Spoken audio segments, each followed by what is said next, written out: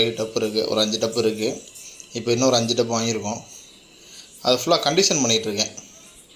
நான் உங்களுக்கு வந்து பிளாஸ்டிக் வாடை அடிக்குமா, அதனால் 1லேருந்து ஒரு 3 நாள் வரைக்கும் அதை அப்படியே நான் வச்சுருவேன்.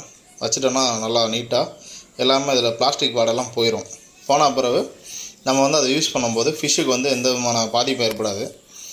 நான் ஃபிஷ்ஷை வந்து அதில் விடும்போது நான் உங்களுக்கு வீடியோ தனியாக எடுத்து காட்டுறேன். பார்த்தீங்கன்னா உங்களுக்கே தெரியும். இதுதான் நம்மளோட செட்டப்ஸ் நம்ம ரெடி பண்ணிகிட்ருக்கோம். ஃப்ரெண்ட்ஸ், நீங்கள் எல்லாம் பார்க்குறீங்க, எல்லா வீடியோவும் ஃபுல்லாக கம்ப்ளீட்டாக பார்க்குறீங்க. ஆனால் சப்ஸ்கிரைப் பண்ணாமல் பார்க்குறீங்க. கொஞ்சம் சப்ஸ்கிரைப் பண்ணுங்கள், லைக் பண்ணுங்கள். கொஞ்சம் எங்களுக்கு கொஞ்சம் ஹெல்ப்ஃபுல்லாக இருக்கும்.